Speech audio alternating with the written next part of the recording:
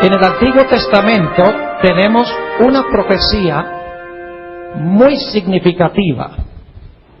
Es una profecía mesiánica. Se conoce como la profecía de las 70 semanas. Es una profecía extraordinaria porque especifica la fecha exacta en que iba a venir el Señor Jesucristo para ser bautizado por Juan el Bautista. No solamente especificaba la fecha de su bautismo, sino también la fecha de su muerte y la fecha del rechazo final de la nación judía como el instrumento especial de Dios para extender el Evangelio al mundo.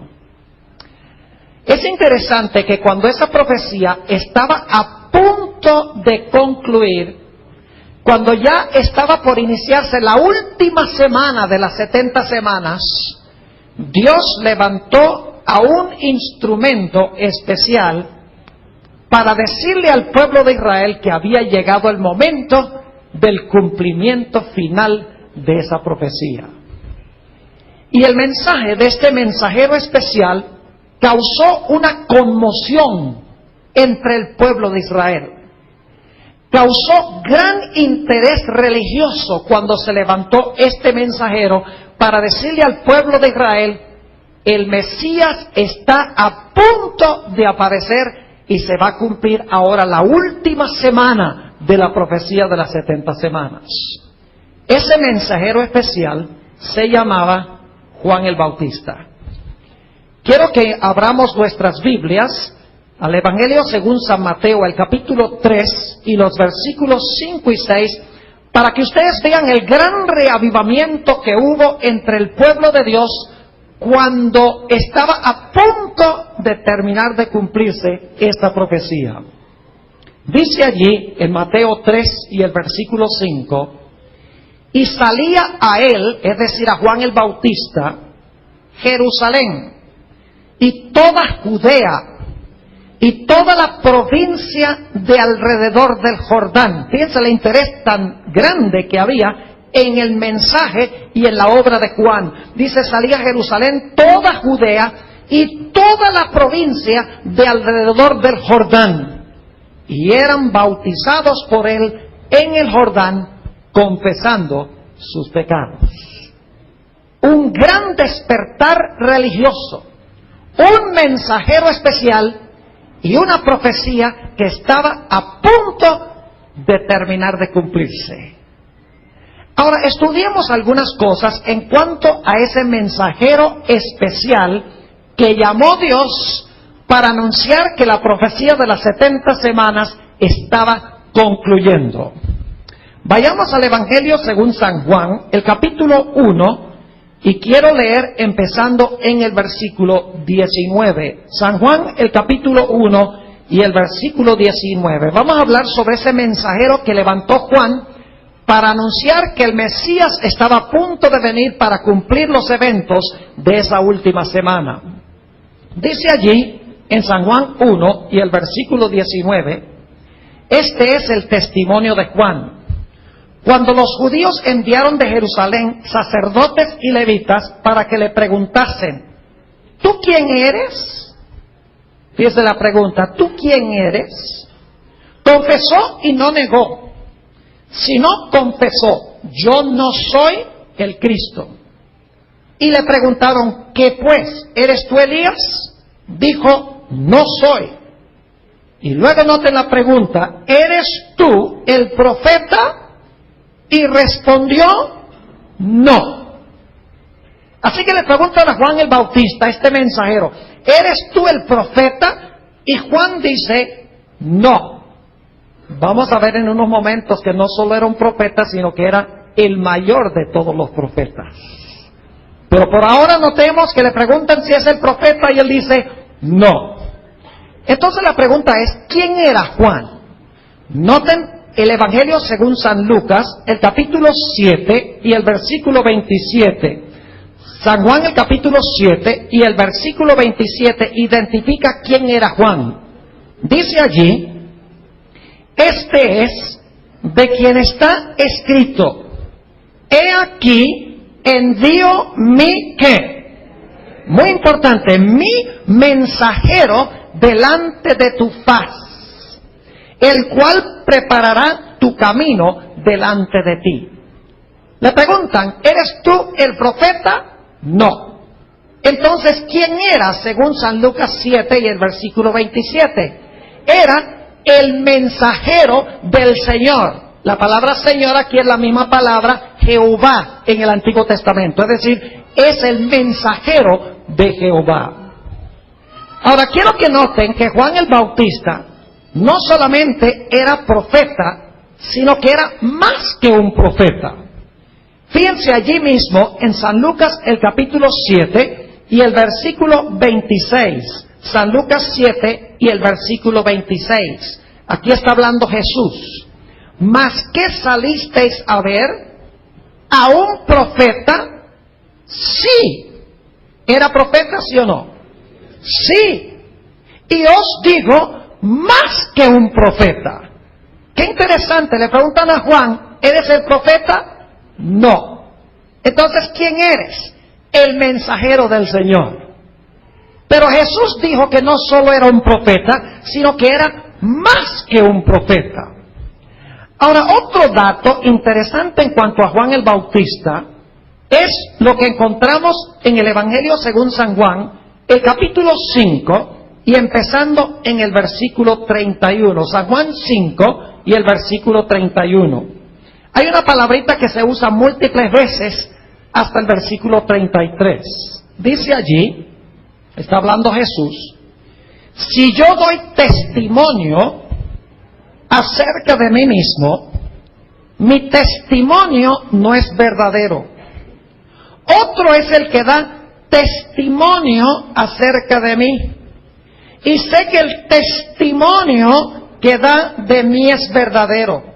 ¿De quién estaba hablando Jesús cuando dijo que uno fue enviado para dar testimonio? Dice en el versículo 33, vosotros enviasteis mensajeros a Juan y él dio, ¿qué cosa? Y él dio testimonio de la verdad. Pregunta, ¿tenía Juan el Bautista el testimonio de Jesucristo? Muchas veces en estos 3 versículos dice que él dio testimonio de Jesús. Es decir, Juan tenía el testimonio de Jesucristo, porque dio testimonio en cuanto a él. Ahora quiero que notemos otro detalle interesante en cuanto a Juan el Bautista.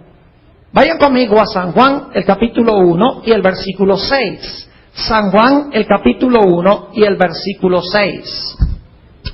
Dice aquí, hubo un hombre enviado de Dios, el cual se llamaba Juan.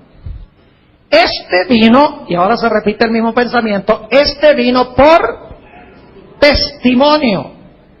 ¿Para que diese qué cosa? Testimonio de qué cosa? De la luz, a fin de que todos creyesen por él. Y ahora escuchen el versículo 8. No era él la luz. ¿Juan el Bautista era la luz? No, dice, no era él la luz, sino para que diese testimonio de la luz. Es decir, dice que Juan el Bautista no era la luz, sino que fue levantado para dar testimonio en cuanto a la luz. Pero ahora encontramos algo muy interesante. Yendo a San Juan, el capítulo 5, y el versículo 35, Jesús dice que Juan era una luz. No era la luz, pero era una luz. Noten el capítulo 5 y el versículo 35, hablando de Juan. Aquí está hablando Jesús. Dice, él era, ¿qué cosa? Antorcha que ardía y alumbraba. Pregunta, ¿tenía Juan luz? Sí, claro que sí. Era como una ¿qué?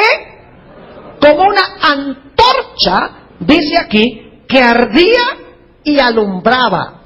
Y vosotros quisisteis regocijaros por un tiempo en su luz. ¿Tenía Juan luz? Claro que tenía luz. ¿Qué clase de luz? En realidad Juan era una luz menor, cuyo propósito era llevar las mentes de la gente a la luz mayor. Y ustedes dicen, ¿cómo sabe eso, pastor? Vamos a leer el versículo 35 de nuevo. Él era antorcha que ardía y alumbraba, y vosotros quisisteis regocijaros por un tiempo en su luz. Pero ahora escuchen el versículo 36. Mas yo tengo, ¿qué cosa? Mayor testimonio que el de Juan. Es decir, el testimonio de Juan era ¿qué? Menor. ¿Era una luz? Claro que sí. El testimonio de Jesús era mayor. ¿Era Jesús la luz? Claro que sí. Es decir, Juan el Bautista era una luz menor, cuyo propósito era guiar las mentes de la gente a la luz mayor.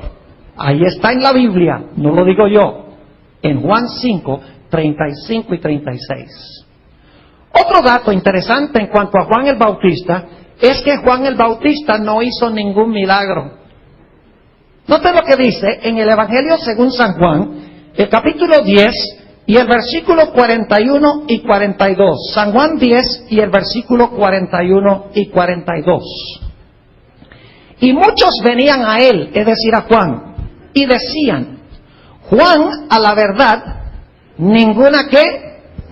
Ninguna señal hizo.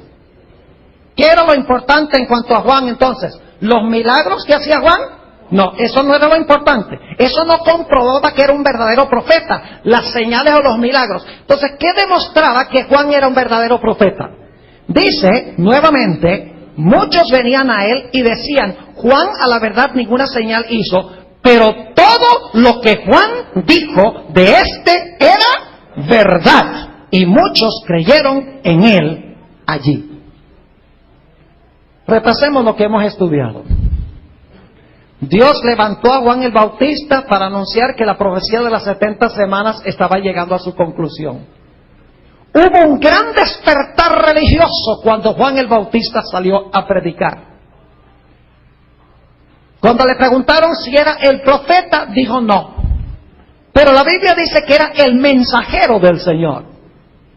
Jesús dijo, no solo es un profeta, sino que es más que un profeta. Juan tenía el testimonio de Jesús y era una luz menor cuyo propósito era llevar a la luz mayor, y Juan no hizo ningún milagro, pero lo que dijo en cuanto a Jesús era la verdad. Ahora quiero que noten que Juan el Bautista él es lo que podríamos llamar un profeta extracanónico. Permítame explicarles qué significa esa expresión teológica. Significa que no tenemos ningún libro en la Biblia que haya escrito Juan el Bautista. Es decir, los escritos de Juan, si es que escribió algo, no se encuentran como parte de la Biblia. Se menciona en la Biblia, pero es un profeta extracanónico, en el sentido de que no tenemos escritos de él que se incluyen como parte de la Sagrada Escritura. Ahora, quiero que noten algo muy interesante que encontramos en San Juan, el capítulo 5 y el versículo 39. San Juan 5 y el versículo 39. ¿Saben ustedes que cuando Jesús vino, había dos cosas que daban testimonio de Jesús? Piensa lo que dice Juan 5 y el versículo 39. Escudriñad las Escrituras. ¿Escudriñad qué? ¿Cuáles Escrituras? ¿Cuáles eran las únicas Escrituras que había en los días de Juan? El Antiguo Testamento. Escudriñad las Escrituras, porque a vosotros os parece que en ellas tenéis la vida eterna. Aquí está hablando Jesús, y ahora escuchen bien, dice, y ellas son las que dan ¿qué? Testimonio de mí. ¿Qué daba testimonio de Jesús? Las Escrituras. ¿Y qué más daba testimonio de Jesús? Juan el Bautista. ¿Están captando algo interesante aquí? Había dos fuentes que daban testimonio de Jesús: las Escrituras y un profeta extracanónico vivo que no tiene ningún escrito en la Biblia. Ahora inmediatamente nos preguntamos, ¿por qué razón es que Dios levantó a Juan el Bautista para dar testimonio de Jesús si las Escrituras estaban allí y daban testimonio de Jesús? ¿Me están entendiendo mi pregunta? Yo pregunto algo. ¿Creen ustedes que las Escrituras del Antiguo Testamento eran suficientes para que la gente pudiera reconocer al Mesías y aceptarlo? ¿Creen que las Escrituras del Antiguo Testamento hubieran sido suficientes? Claro que sí. Decían dónde iban a nacer, cómo iba a hablar, cómo lo iban a odiar, la obra que iba a hacer, que se iba a ser anunciado por una estrella, etcétera. Toda la vida de Jesús estaba profetizada en el Antiguo Testamento. Y con las puras Escrituras, la gente podría haber aceptado a Jesús si hubieran leído las Escrituras con percepción espiritual. Pero ¿qué pasó con los judíos durante lo que se conoce como el periodo intertestamental? ¿Saben ustedes? El último profeta que escribió en el Antiguo Testamento fue Malaquías. Aproximadamente el año 425 a.C. Y después de Malaquías hubo un silencio profético rotundo. No hubo profeta hasta que se levantó Juan el Bautista.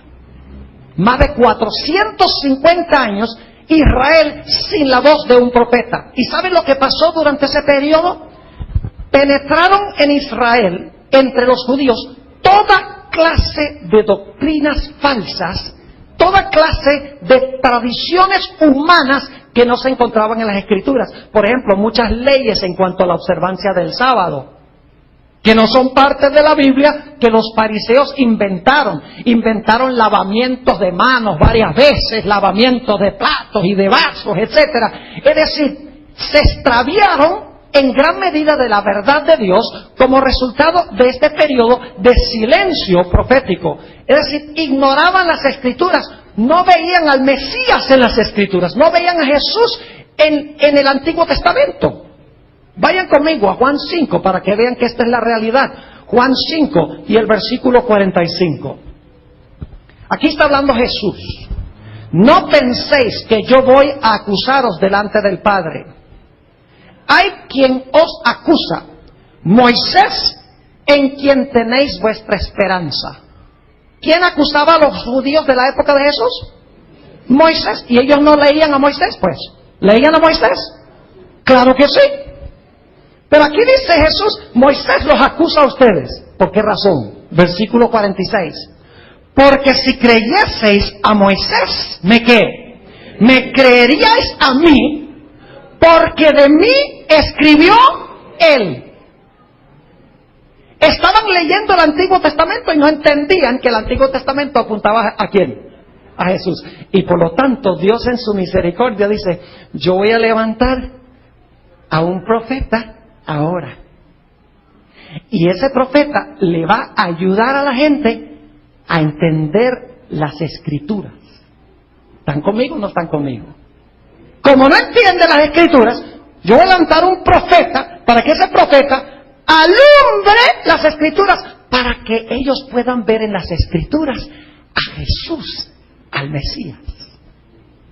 Es decir, el propósito por el cual Dios levantó a Juan no fue para traer nueva luz, nuevas doctrinas, nuevas enseñanzas, sino para que él pudiera atraer la atención de la gente a las doctrinas y las enseñanzas que ellos habían ignorado y que no habían comprendido.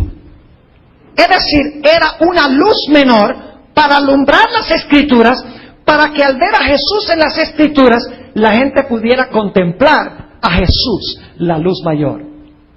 Y fíjense qué interesante que Juan el Bautista no instauró ninguna nueva doctrina o enseñanza que ya no se encontraba en el Antiguo Testamento. Por ejemplo, le dijo a la gente que se arrepintiera. ¿Era esa una gran verdad revolucionaria que nadie había oído jamás? Claro que no. Le dijo al pueblo, produzcan fruto. Uy, qué revolucionario, produzcan fruto. Los profetas ya habían dicho eso. Presentó a Jesús, dijo, este es el Cordero de Dios. Véanlo ahí, el Cordero de Dios que quita el pecado del mundo. Cuando Juan dijo eso, inmediatamente la mente de la gente tiene que haber dicho, Cordero, Cordero. Isaías 53. cual cordero fue llevado al matadero. En el santuario se sacrificaban corderos todos los días. ¿Será este aquel al cual apuntan las Escrituras? ¿Ven lo que está haciendo Juan? Algunos dicen, no, pero Juan instituyó por primera vez el bautismo.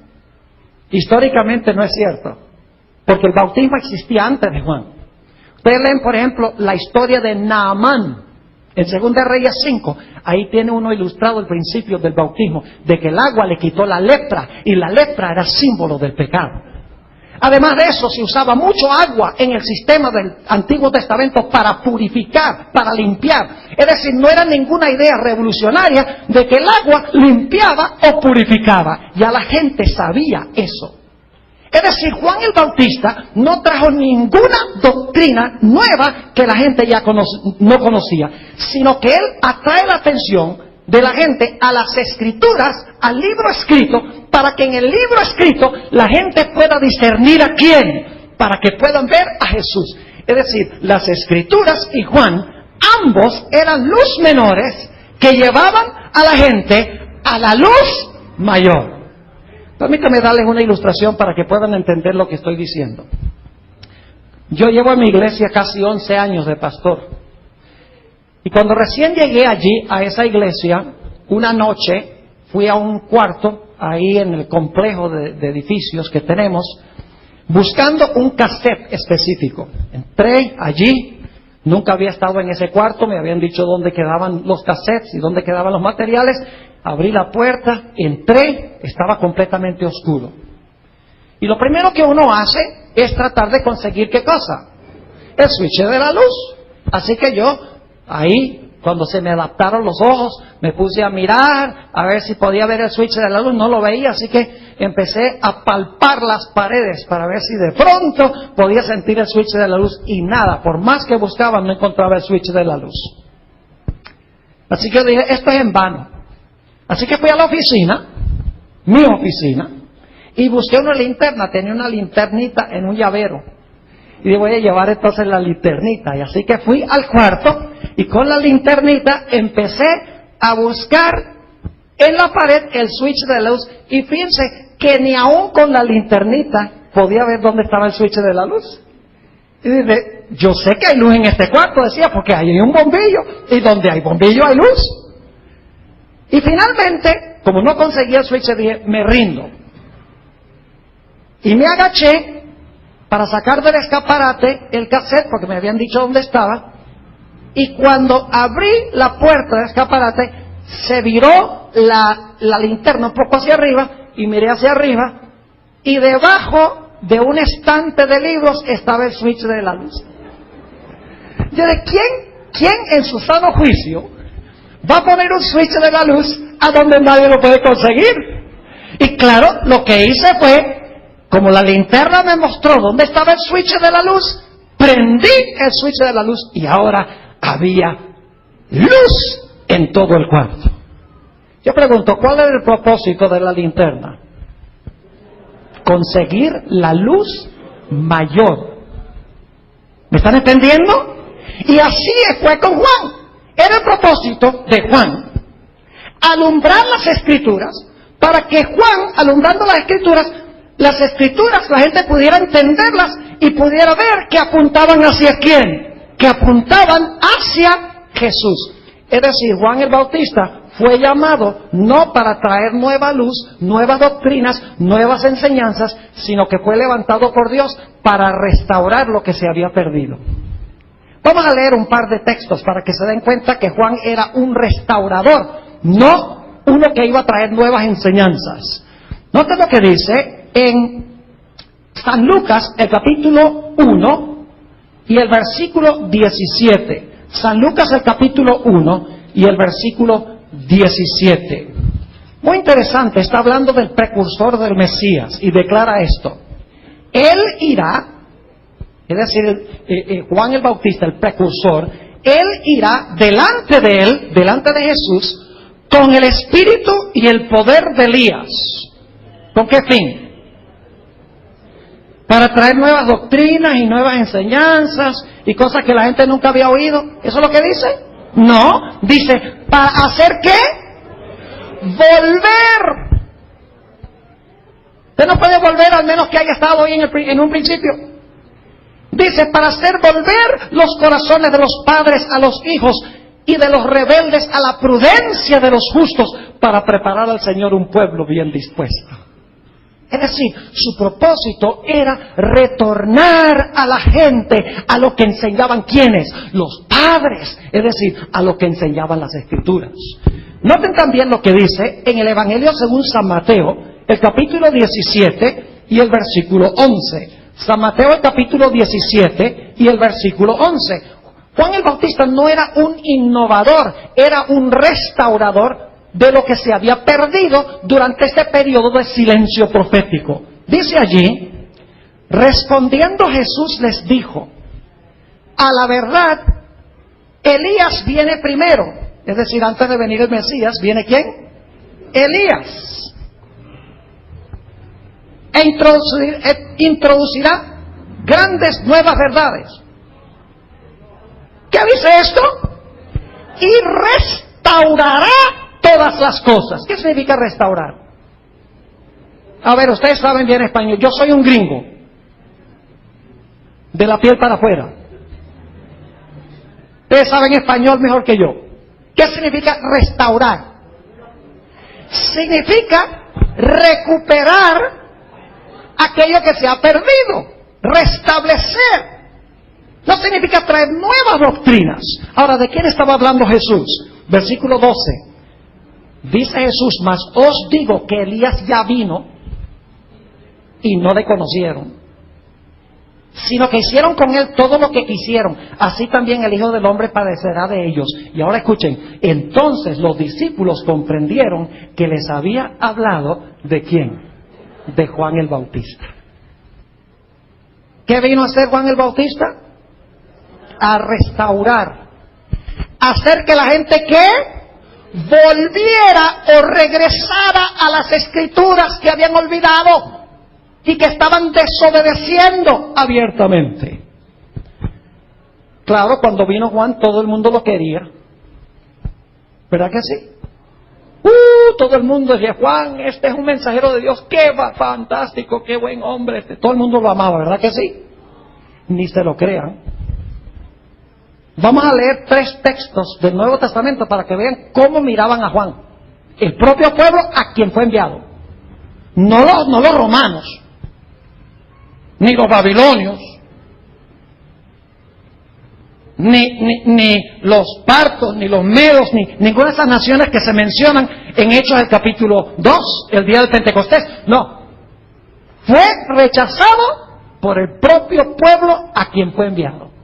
No aceptaron ni las Escrituras ni Juan.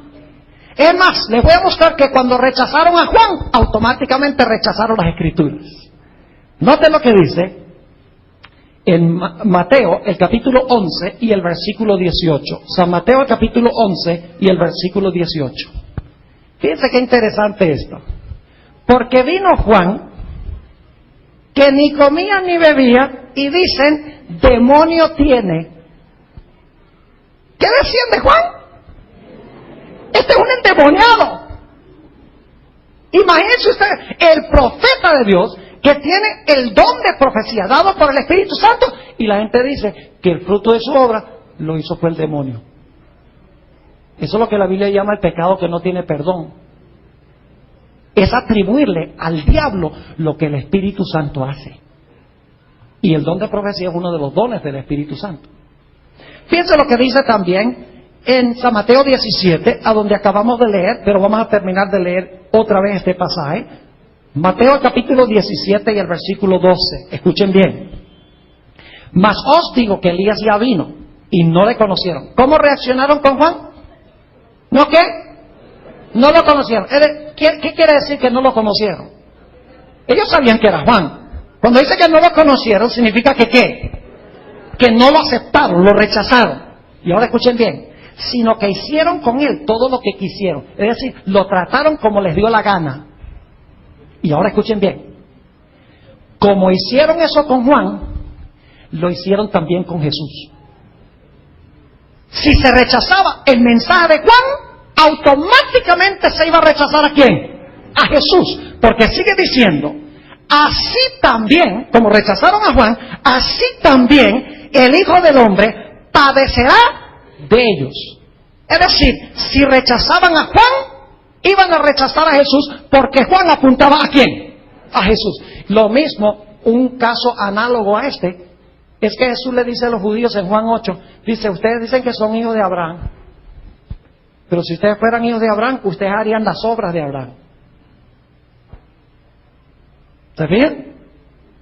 Abraham vio mi día y se gozó, dice Jesús, pero ustedes me quieren matar, entonces ustedes no son hijos de Abraham, porque si Abraham me amaba y ustedes me quieren matar, entonces ustedes no son nada como Abraham. Lo mismo tenemos aquí. Como rechazaron a Abraham, rechazaron a Jesús. Como rechazaron a Moisés, rechazaron a Jesús. Como rechazaron a Juan, rechazaron también ¿a quién? Rechazaron a Jesús. ¿Y saben especialmente quiénes fueron los que rechazaron? Vayan conmigo al Evangelio según San Lucas, el capítulo 7 y los versículos 29 y 30. Aquí viene lo más trágico y triste. No era el pueblo en general el que especialmente rechazaba a Juan, sino que eran los dirigentes en Israel. Lo dice la Biblia, no lo digo yo. San Lucas 7 y el versículo 29 y 30. Dice aquí, y todo el pueblo y los publicanos, cuando lo oyeron, es decir, cuando oyeron a Juan, justificaron a Dios bautizándose con el bautismo de Juan. Es decir, el pueblo común y los publicanos aceptaban el mensaje. Pero ahora escuchen lo que dice el versículo 30. Mas los fariseos, esos eran los ministros de aquella época, mas los fariseos y los intérpretes de la ley, esos eran los teólogos. Lo digo no yo, la Biblia. Ustedes pueden leer que los fariseos eran los ministros y los doctores de la ley o escribas eran los teólogos. Dice, mas los fariseos y los intérpretes de la ley desecharon los designios de Dios respecto de sí mismos, no siendo bautizados por Juan. ¿Dónde radicaba el problema principal? Radicaba con los dirigentes de Israel. Ahora, ¿saben ustedes que Juan no era omnisciente? Juan creció en su conocimiento. No sabía todo desde un comienzo. Les doy un ejemplo. Cuando Juan el Bautista introdujo a Jesús, dijo, he aquí el Cordero de Dios que quita el pecado del mundo. ¿Expresó alguna duda de que Jesús era el Mesías cuando dijo eso? Ni un poquito de duda expresó. Pero un tiempo más adelante, cuando fue a parar a la cárcel, mandó unos discípulos de él a Jesús para preguntarles, ¿eres tú el que estábamos esperando o debemos esperar a otro? ¿Sabe que Juan el Bautista no entendía bien lo que iba a hacer Jesús? Él creía, como los judíos, de que cuando viniera el Mesías iba a derrocar a los romanos e iba a establecer su reino terrenal. Él no entendía, por lo menos en este momento, cuando estaba en la cárcel, cuando mandó a los discípulos, no entendía que Jesús primero iba a venir a morir en la cruz, iba a ser un siervo sufriente y eso le iba a dar el derecho finalmente de ser rey de reyes y señor de señores y de establecer un reino sobre la tierra que nunca se iba a corromper. No entendió la idea de dos reinos y por lo tanto cuando Jesús sana enfermos y abre los ojos de los ciegos y sana a los paralíticos y le quita la lepra a los leprosos, Juan dice, bueno, es lindo lo que está haciendo, pero no cuadra con la idea y habla de amor. El Mesías no debe hablar de amor, debe eliminar a los romanos y poner a los judíos donde deben estar. No cuadraba. El Señor Jesucristo no respondió la pregunta inmediatamente de los discípulos de Juan. Dicen el deseo de todas las gentes que Jesús le dijo a los discípulos, quédense aquí por hoy y nada más observen. Y todo ese día Jesús sanó enfermos, abrió los ojos de ciegos, sanó paralíticos, sanó sordos, echó demonios. Y al final del día, Jesús le dijo a los discípulos de Juan, vayan a ustedes ahora a Juan y díganle lo que han visto. Y saben que dicen el deseo de toda la gente es que cuando ellos regresaron y hablaron con Juan, quien estaba en la cárcel, dice la sierva de Dios que se acercaron ángeles a Juan el Bautista en la cárcel y le abrieron las profecías del Antiguo Testamento, entre ellas Isaías 61, donde se encuentra esa profecía de que iba a libertar a los cautivos, iba a abrir los ojos a los ciegos, iba a traer el año de libertad de Jehová. Y ahora Juan el Bautista empieza a entender, él dice, ahora sí entiendo que lo que va a haber es un reino de gracia primero y después viene el reino de gloria. Es decir, Juan el Bautista creció en su conocimiento. Los profetas desde un principio no tenían todo el conocimiento de la verdad. Hay que mirar la trayectoria del profeta. ¿No creen eso? Claro que sí. Es decir, Juan el Bautista no era un individuo omnisciente. Tenemos otro ejemplo bíblico, no de Juan, pero ustedes saben, por ejemplo, que el apóstol Pablo dijo en 1 Tesalonicenses 4 que el mismo Señor descenderá con aclamación, con voz de arcángel y con trompeta de Dios. Los muertos en Cristo resucitarán primero, luego nosotros los que vivimos, los que quedamos, seremos arrebatados. Y entonces la gente dijo, el apóstol Pablo está diciendo que va a estar vivo cuando Jesús venga. Y el apóstol Pablo dice, un momentico, tengo que aclarar. Así que en 2 Tesalonicenses 2, el apóstol Pablo dice, no vendrá sin que antes venga la apostasía. Usted no puede quedarse en 1 Tesalonicenses 4. Para saber lo que creyó el profeta, tiene que ir a 2 Tesalonicenses 2. Para captar el cuadro completo del profeta en su crecimiento de conocimiento. Inclusive, tenemos el ejemplo de Natán en el Antiguo Testamento, que fue a donde David y le dijo, David, tú vas a construir el templo. Y esa noche se fue Natán y se durmió y Dios le dio un sueño. Le dijo, ¿quién te dijo a ti que David va a construir el templo? Mañana a la mañana te madrugas y vas a donde David y le dices que no va a ser él, sino que va a ser Salomón. Y así fue que fue y corrigió el asunto. Es injusto tomar lo que dijo un profeta al comienzo de su trayectoria y no considerar todo lo que el profeta dijo en el transcurso de su ministerio. Quiero que recuerden eso porque es muy importante. Hemos entonces hablado de Juan el Bautista. Y ustedes dicen, bueno, datos muy interesantes. ¿Por qué trae a colación esto? Porque yo quiero decirles que en estos últimos días Dios ha levantado otro profeta semejante a Juan el Bautista. Con la misma función, con los mismos fines y propósitos. Y sus características son prácticamente idénticas a las características de Juan el Bautista. Ese profeta que Dios ha levantado se llama ¿quién? Se llama Elena G. de White, quien dicho sea de paso murió en 1915. ¿Cuándo levantó Dios a Elena G. de White? ¿La levantó en medio de un gran despertar religioso? ¿Sí o no? ¿Han oído hablar del movimiento milenista? Donde predicaban hasta 2300 días y el santuario será purificado. Fíjense qué interesante, que el reavivamiento en 1844 tenía que ver con la conclusión de los 2300 días, mientras que el mensaje de Juan tenía que ver con la conclusión de las 70 semanas, que es la primera porción de la misma profecía. ¿Me está captando o no? Juan al final de las 70 semanas, la primera parte de los 2300 días. Cuando llega esa profecía a su final, ahora en medio de un despertar religioso, Dios levanta otro profeta como Juan, para hacer verdad presente esa profecía que se había dado. Ahora, ¿saben algo muy interesante? Cuando le preguntaron a Elena White si era profeta, ¿qué dijo? No.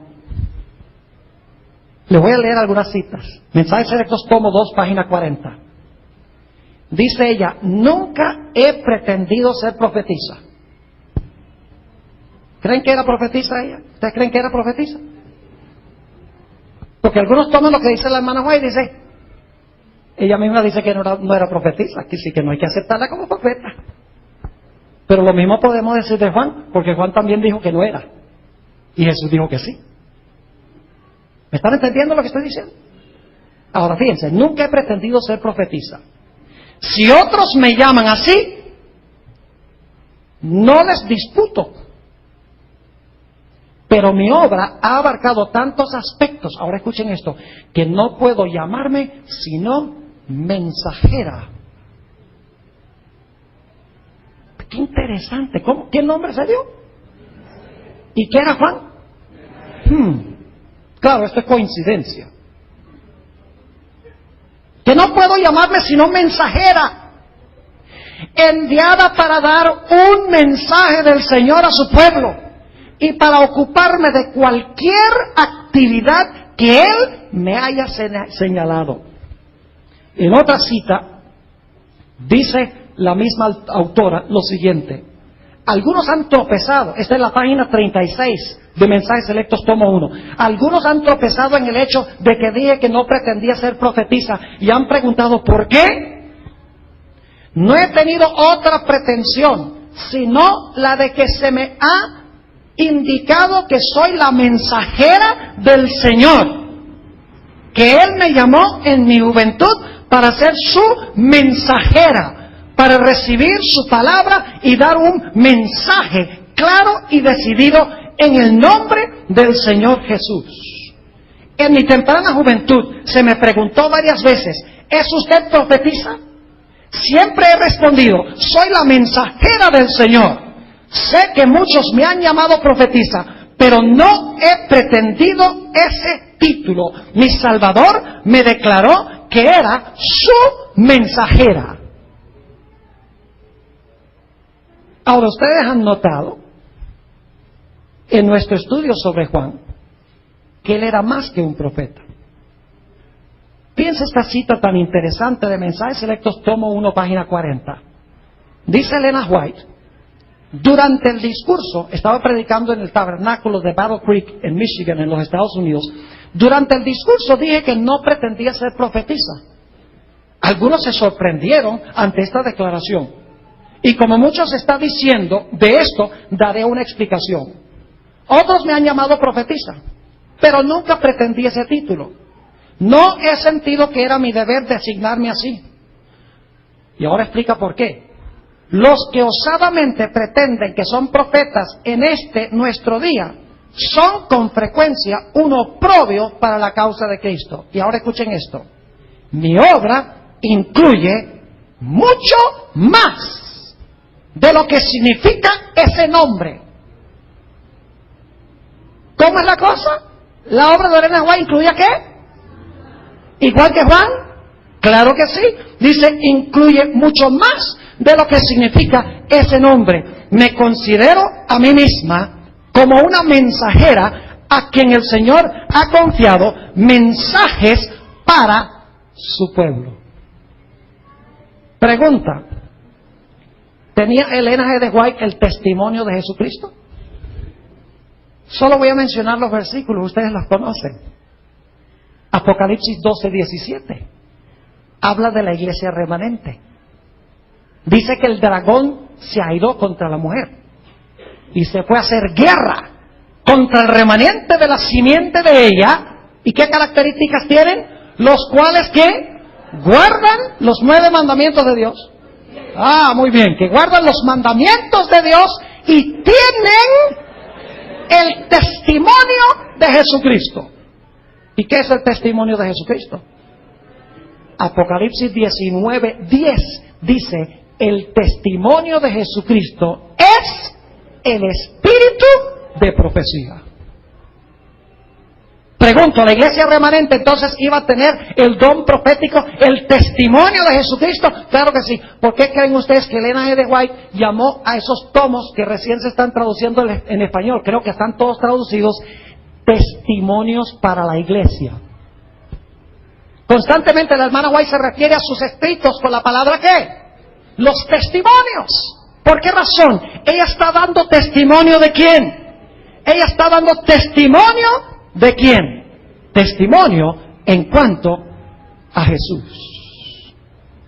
Ahora, otra cosa muy interesante es un comentario que hace Elena G. de White sobre la función para la cual Dios la llamó. ¿Recuerdan que Juan era una luz, sí o no? ¿Era una luz, Juan?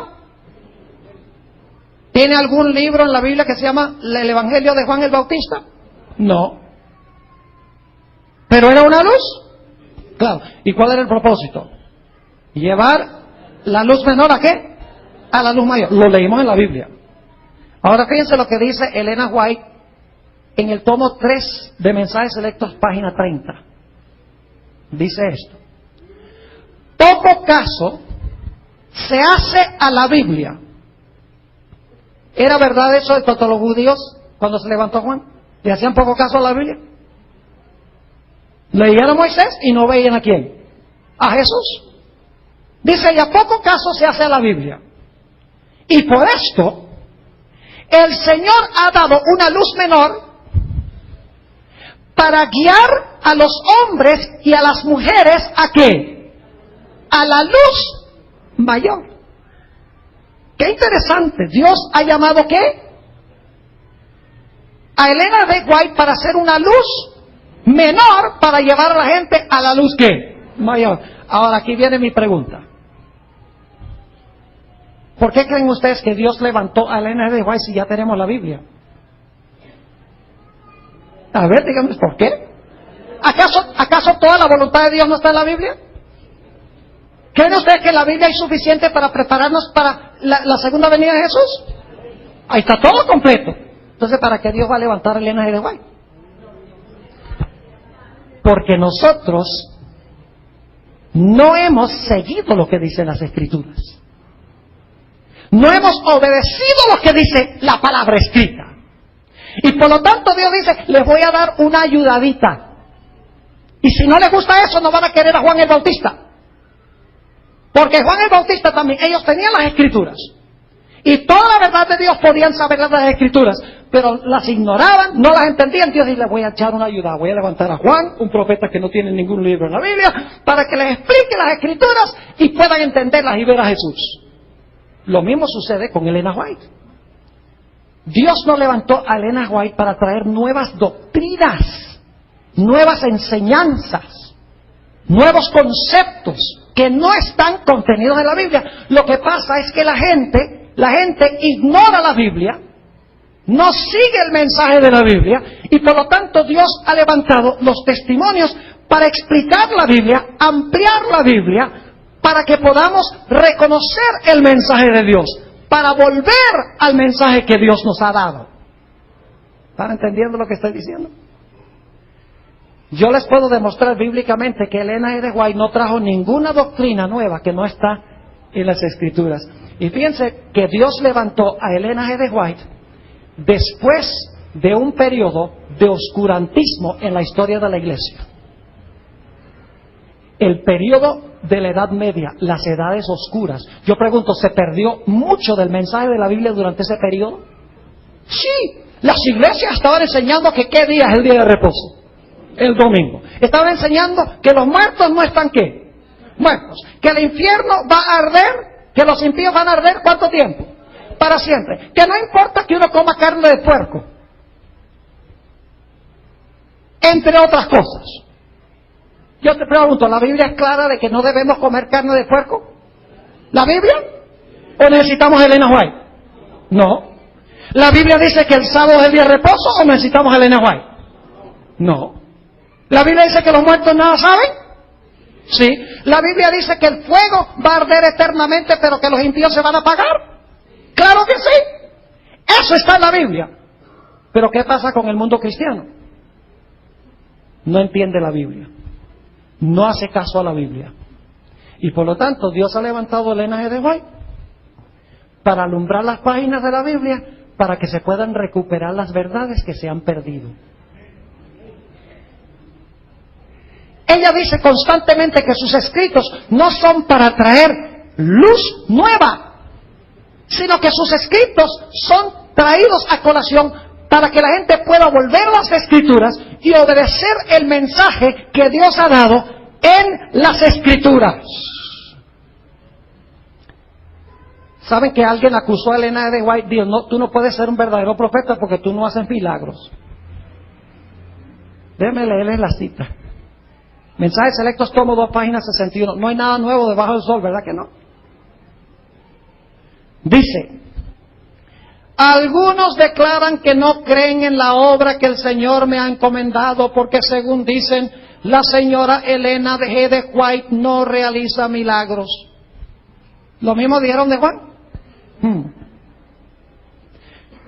Ahora escuchen.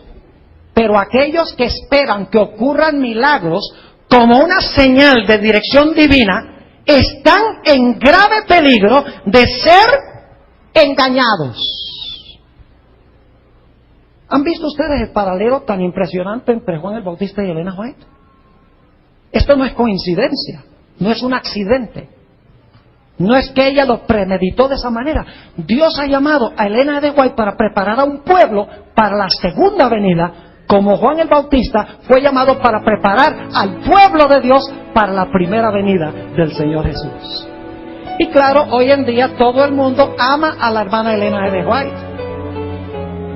En la iglesia adventista todos, ay, gloria a Dios, qué linda mujercita esa Elena de White. Cómo escribió de lindo. Y nos gusta tanto lo que dice, cómo debemos manejar la familia y cómo debemos manejar la obra y cómo debemos devolver el diezmo, porque ella dice que el diezmo es estrictamente para pagar a los pastores. Ella dice que el diezmo es estrictamente para pagar a los pastores. Uy, esa es nueva luz. ¿Es nueva luz? No. Porque el número 18 dice que debía traer los diezmos para remunerar al sacerdocio. Y el apóstol Pablo dice que los que vivían del altar participan. Y los que servían el templo, del templo participan. Así también ordenó el Señor que los que prediquen el Evangelio, que vivan del Evangelio. Ella no está presentando nada nuevo. Pero lo que está hablando son cosas que la iglesia ha olvidado. Ay de nosotros, mis hermanos y mis hermanas, si nosotros rechazamos la voz profética que Dios ha dado a este pueblo. Porque al rechazar la voz profética dada a este pueblo, ineludiblemente vamos a rechazar la Biblia y vamos a rechazar también a Jesús y no vamos a estar preparados para su venida. Así que a desempolvar los libros rojos, quíteles el polvo, y si están en papel celofán, quíteles el papel celofán. Me hace recordar un hermano en Venezuela. Fui a predicar en la iglesia allí y después del culto me invitó a su casa a comer, y recién entramos a la casa y me llevó ahí a donde tenía su oficina y me mostró en un estante de libros todos los libros del Espíritu de Profecía de Comienzo a Fin, todos los libros rojos en orden alfabético, todos todavía con su papel celofán. Y le dije, hermano, qué bueno que usted tenga todos los libros del Espíritu de Profecía, pero tienen papel celofán. Dice, ay, es que si le quito el papel, se me daña. Le dije, pues mejor, quíteles el celofán y léalos y que se dañen. Y prepárese para el cielo. Porque ahí en el estante con el papel celofán no le van a ayudar en nada. Ábralos, léalos, asimílelos y hágalos parte de su vida. Y su vida y su iglesia será diferente.